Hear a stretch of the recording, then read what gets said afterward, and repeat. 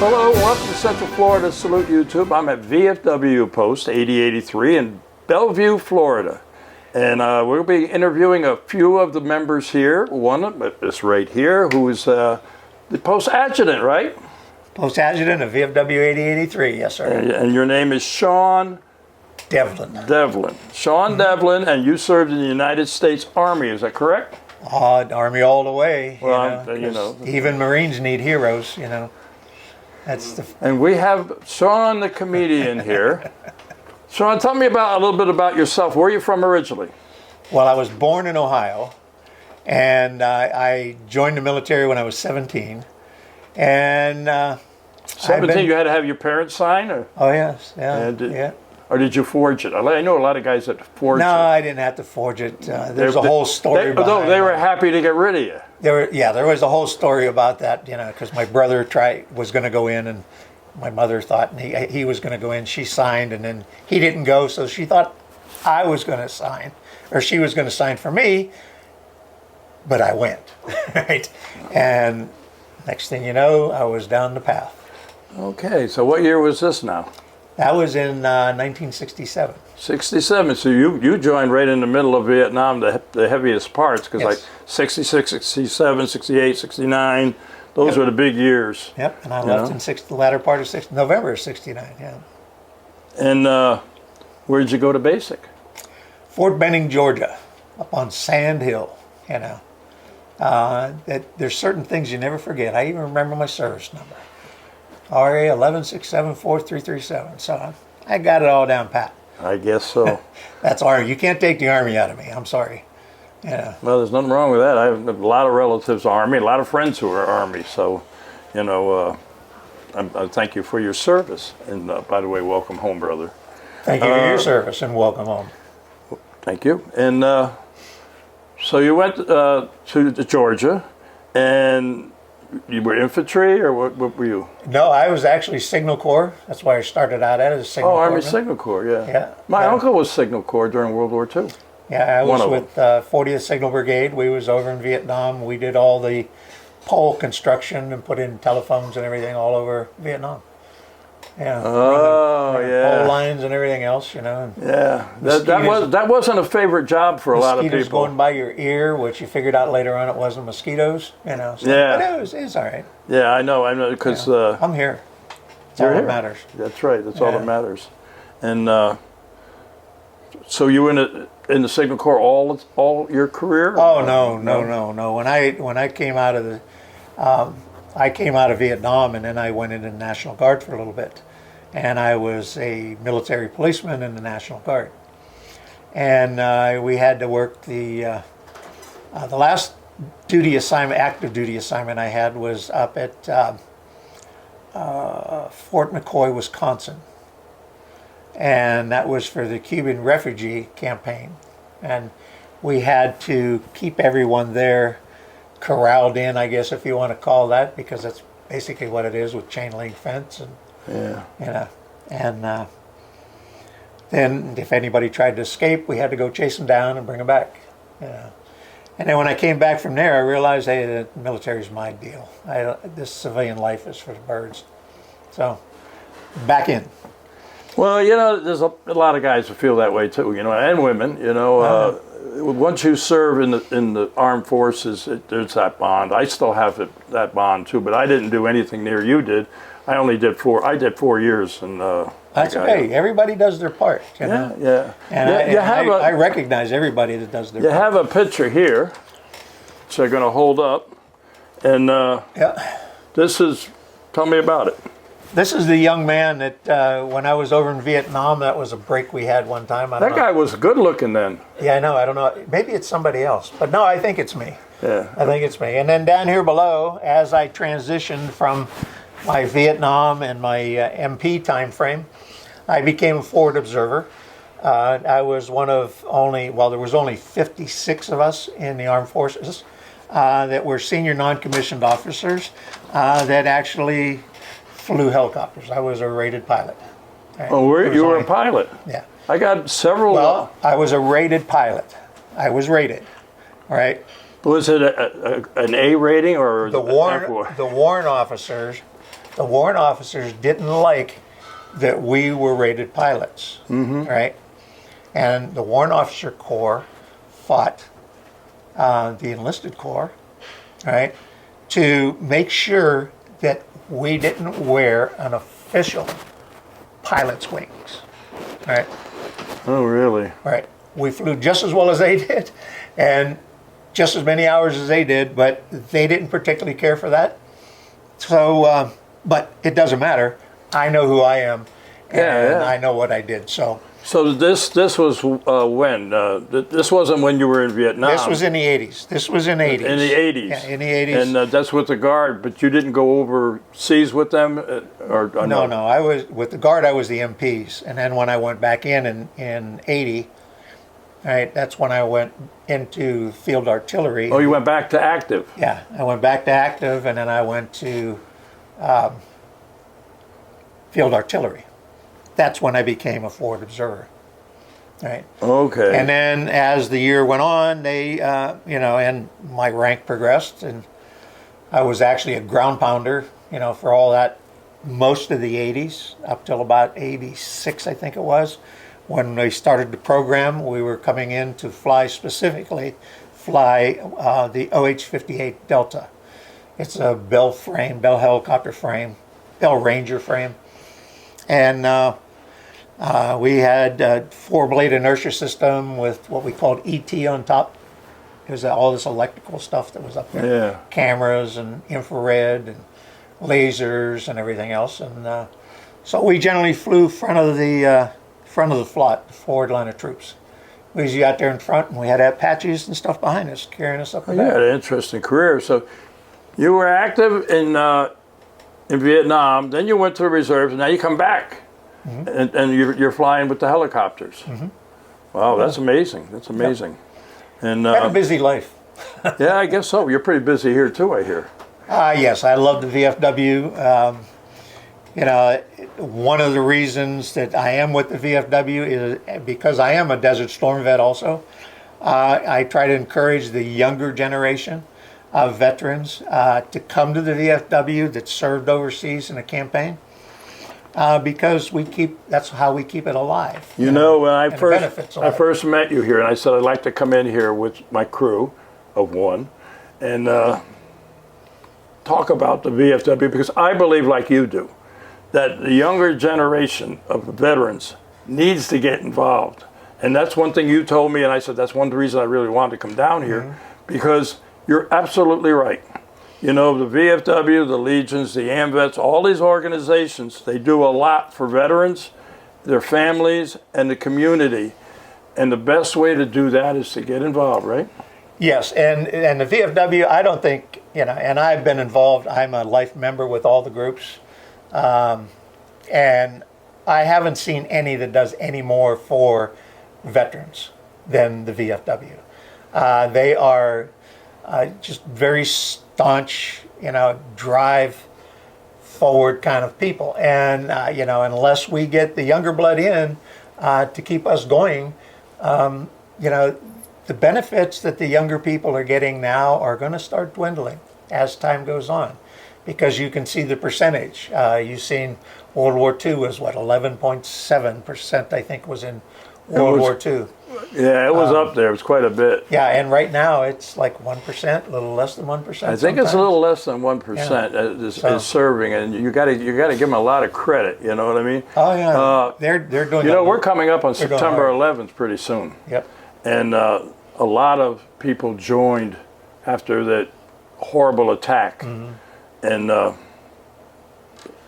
they got involved in all Afghanistan and Iraq and all those great veterans. But nowadays we're like at peace, and you don't see there are people volunteering, but there's a lot of people out there that should remember, once you served, you keep serving. You know what I mean. That's what we do. That's what we do in the VFW. We not only take care of veterans, because we do a lot. Like I said, we do more for veterans than I think any other organization does, and I belong to all of them. But the whole layout, it all comes back, to the veteran. And the veteran and a number of veterans here, we lose it, if we don't have the younger generation coming on with us. And it's going to be my grandkids, my great-grandkids, because I do have great-grandkids. They're going to be the ones that lose if they decide to join the military.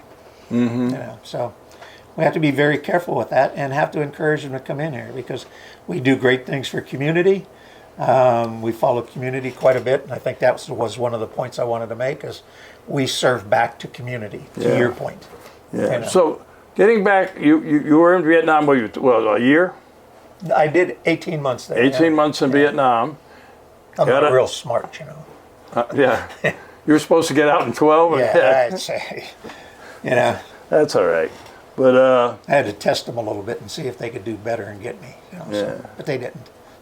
So then you said you were with the helicopters, Desert Storm, is that what you said? Or? Well, yes. I eventually ended in Desert Storm. And then I got out just shortly after Desert Storm for some other reasons. Yeah, well, yeah. I mean, you did your share, you know what I mean? Well, I wish I'd have done 30 because it was... your Army all the way, I loved I know. it, I loved it. Yeah. I loved it. So. Yeah. I love the camaraderie with my other veterans. And that's what I see here. I see a lot of camaraderie here. We work this place like, we want this place to be like Cheers at the VFW, at this VFW. And we work hard at that, trying to get everybody recognized when they walk in the door, and then carry it through. And, and hopefully the people come in and enjoy it. So. I belong to them all. I belong to the VFW, Vietnam Veterans of America, the AMVETS, which is a big sponsor of mine, and a lot of other organizations and stuff. But somebody asked me why do I do what I do? And I says, you realize when you come into a place like your VFW post, you sit down next to somebody, you don't know who that person is. You don't know if that person was a tunnel rat, a fighter pilot. There's a lot of history that walks through that door. Yes. And there is that bond, with veterans. We pick on one another, but we all know that the Air Force is number one, right? Well, if my grandson ever gets out, he's done.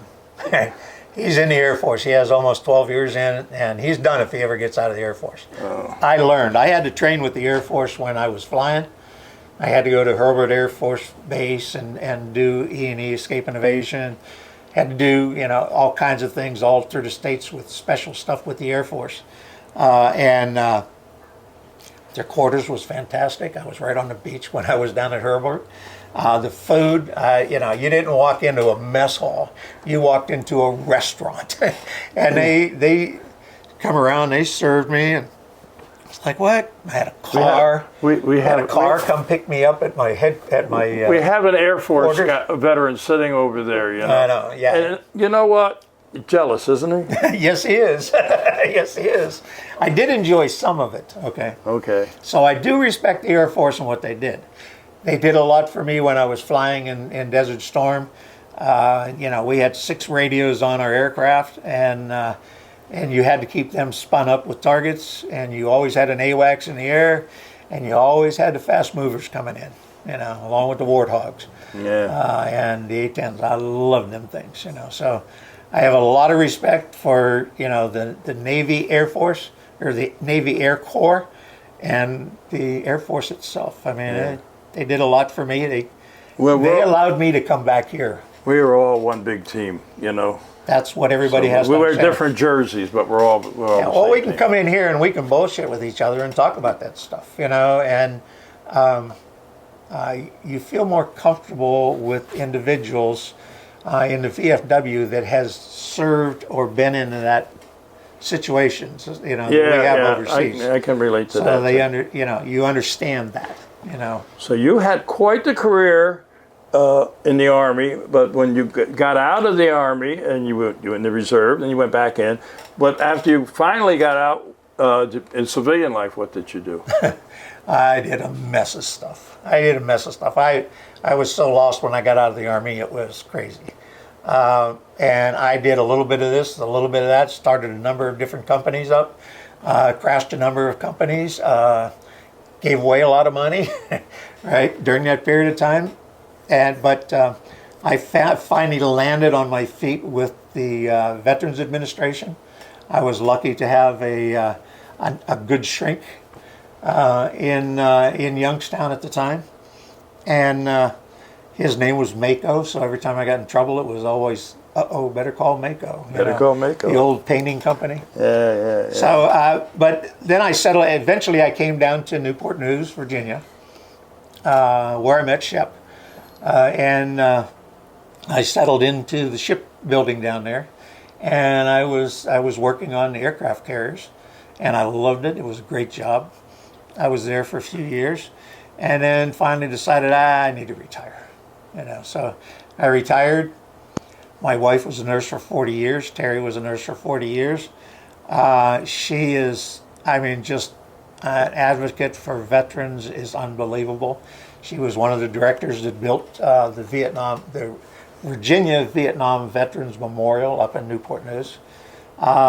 She started. It's a family thing. She was the first female that did the missing man table, right, in the Vietnam Veterans of America, which I know both of us are, which is another good group.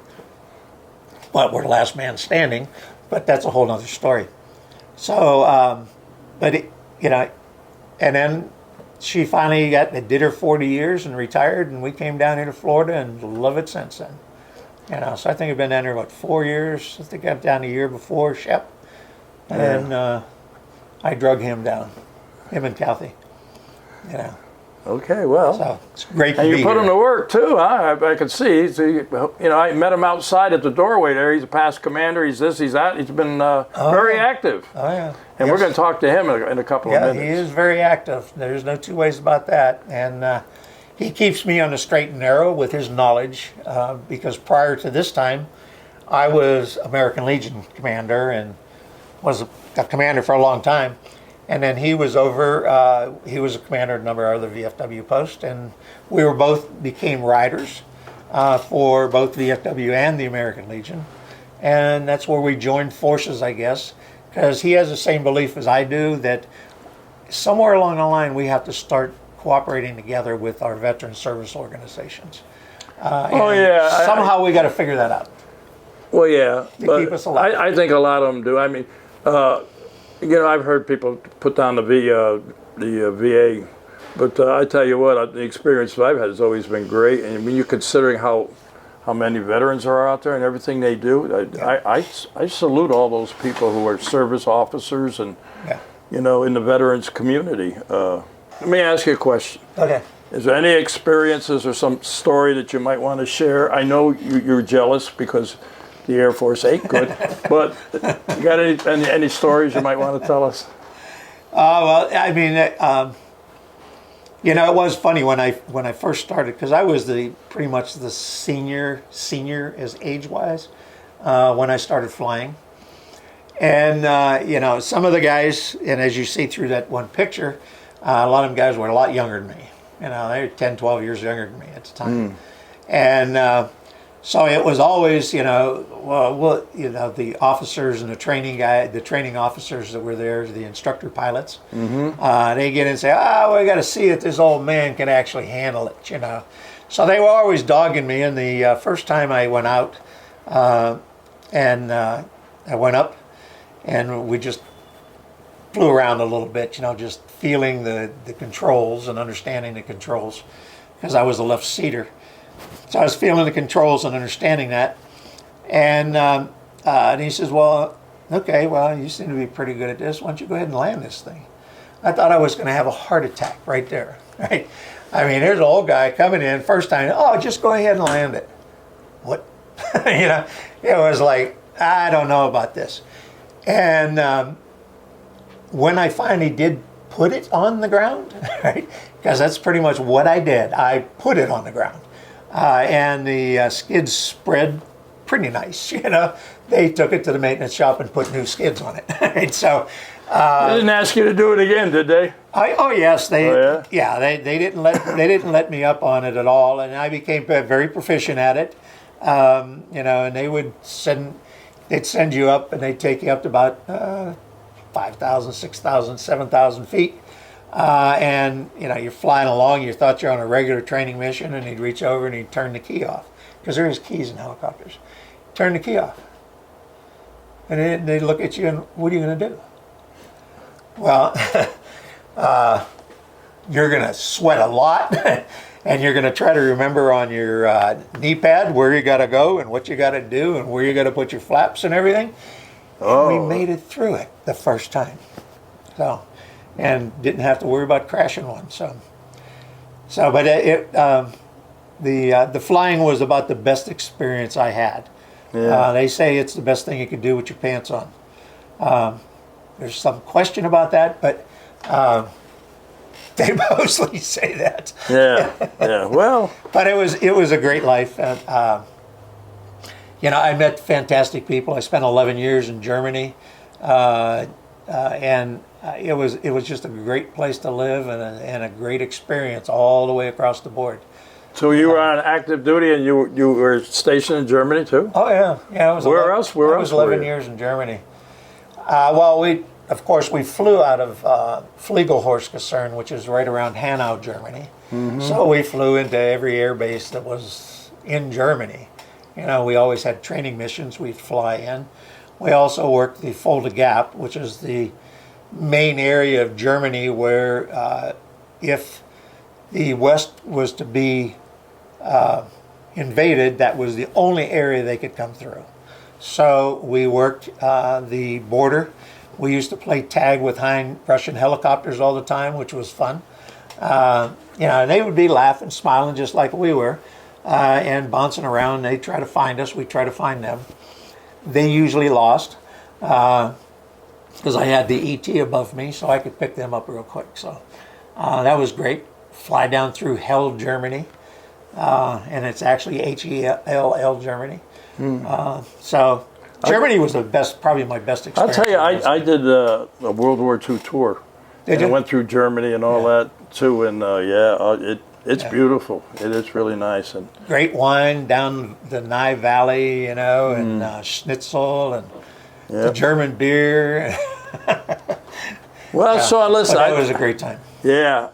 So we kind of pretty much covered it. We both agree that young people nowadays getting out of the service need to get involved, and because everything that our predecessors worked for, we have to keep it going. Yes. Whether you be a whatever branch of the service, Yeah. But I think we're going to say goodbye. Well, I want to say hello to all the young guys out there that may be interested and qualify for the VFW. To come on down to the VFW. Come on down, check us out. We're not the scary old men that everybody thinks we are. We have a lot of young people that are in the VFW here at this post. And we have a lot of experience, and we have a lot of respect for not only the Desert Storm veterans and the Desert Shield veterans, but also anyone that that served in the Middle East. And we do have still people serving in Iraq and Syria and down in Africa. So there's campaigns all over the place going on. So if you like, come on down. We'll even, get you a soda or something if you'd like that. Or something else. We have to say, come on down to your local VFW. Your local VFW. We are seen all over the country. Actually, this YouTube show is all over the world. And there are VFWs all over the world. Yeah. So we're putting a message out there to join a VFW, whatever. Get involved. Yep. And if you're in Florida, come to VFW Post 8083. He doesn't give up, does he? God bless all of you, and God bless the United States of America. We got to say goodbye, and I know you just had a little surgery on your shoulder, so you can't do the right hand salute. So we're going to do okay. Take my hand. All right. I got a bad hair day too. I see that, yeah. Anyway, to all our veterans out there, active military and their families, we salute you for all you do. Till next time.